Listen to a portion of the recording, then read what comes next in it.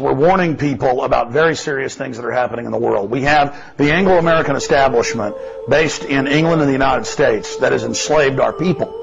And they are using our wealth, our military, our name to carry out this globalist empire, this unipolar world, instead of having a multipolar world. And in the PNAC documents, Dick Cheney, the Vice President and others, called for a new world order or a global government controlled by the United States and England, but at the expense of the American people. This is an engineered implosion, and now out of it, the Anglo-American establishment based in London, D.C., and New York has announced what we said years ago they would announce. They need a global consortium run by central banks worldwide who then set the price of currencies, or a global currency worldwide, giving them total control. So they engineer the crisis. They create the problem, regardless of whether it was on purpose or not. We know it was. But regardless, they create the crisis, and then they come in and offer the solution, which is giving them unlimited capital, unlimited control, unlimited power over world markets to now create a tripolar, a global currency regulated and controlled by them.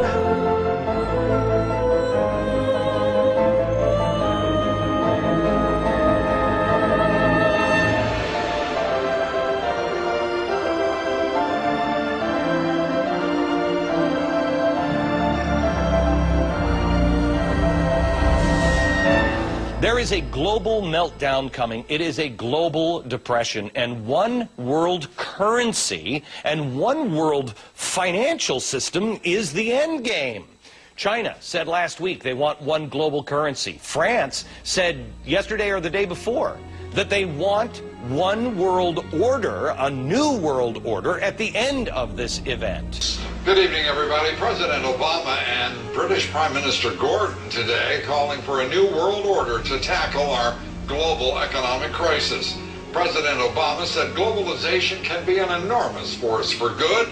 Prime Minister Brown again pushing for what he calls a global New Deal paid for by the United States. F.A. Hayek won the Nobel Prize in 1974 for basically saying that if you have a central bank like the Fed that's established by the government, has all these government-granted monopoly privileges, and it forces interest rates below the level that the free market would have set them, it sets the economy on an unsustainable boom.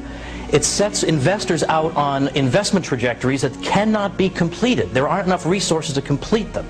And so he predicted that there would be inevitably a bust, and a lot of these economists predicted that, of course, the bust would then be blamed on capitalism, as if it's the free market's fault that the government's crummy central bank forces interest rates below where the market would have set them. If we let the market set interest rates, you don't have these crazy asset bubbles. Meanwhile, we've had the Federal Reserve both in the 20s and today inflating these crazy bubbles, and now we've had probably the biggest asset bubble in world history, and they're all claiming they have no idea what caused it. I mean, talk about blockheads.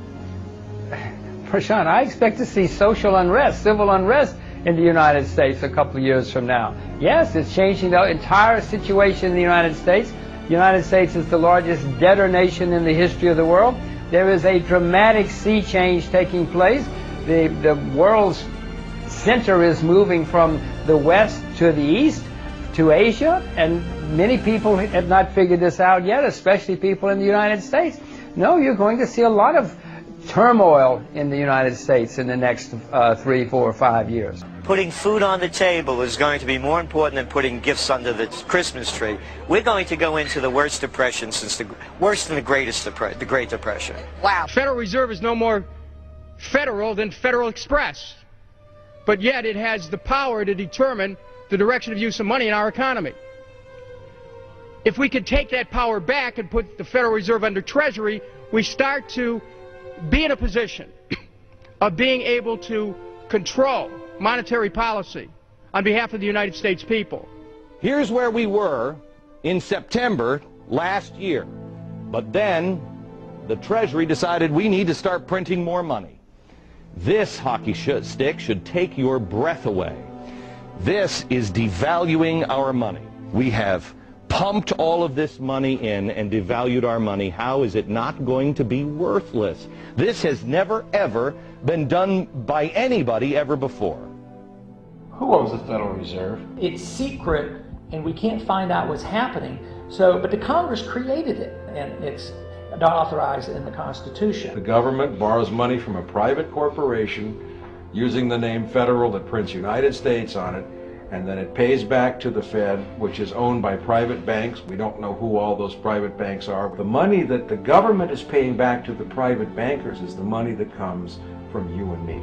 I think it begins with our own central bank, the Federal Reserve, which 4 years ago created excess liquidity, created excess money. That created global excess liquidity, started a commodities boom, and really destructively spilled over into the housing market, where everyone figured, why not let lending standards come down? Because after all, housing prices always go up, don't they?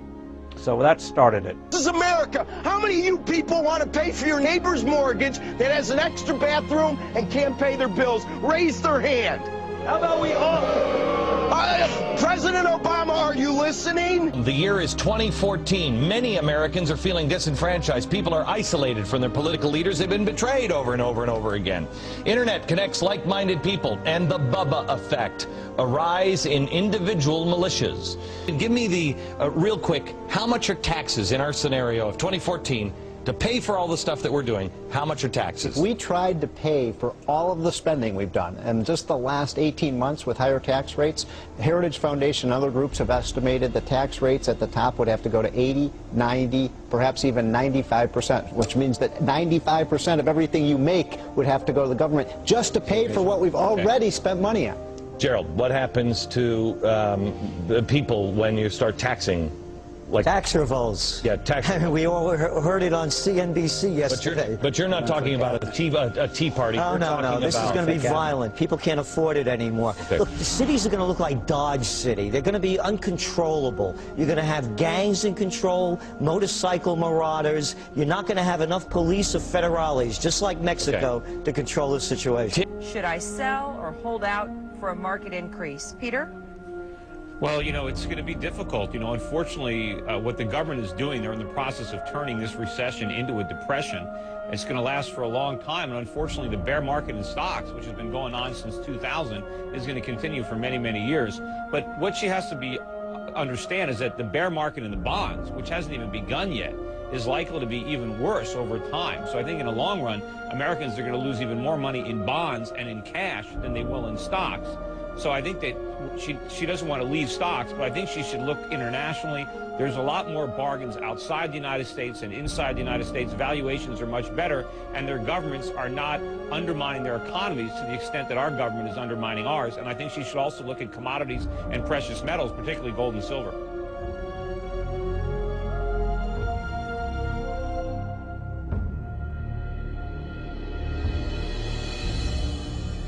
Tea Party protests are erupting across the country.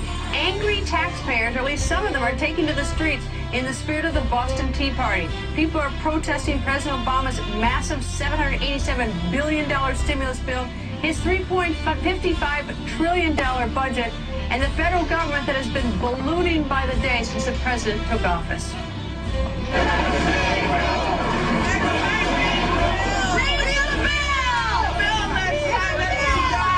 I don't believe it's responsible of the president to vote for, to sign bills that have not been read by Congress.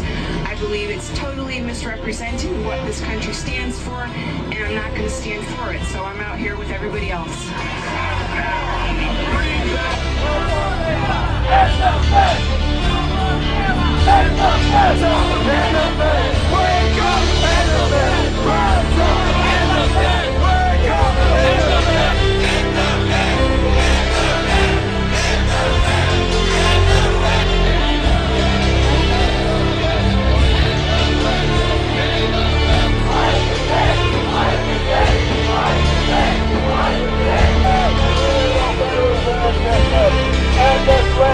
Take off the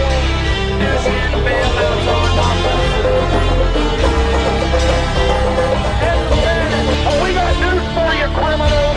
We know you're the culprits, and we've got a megaphone nationwide, and we're not going to take it.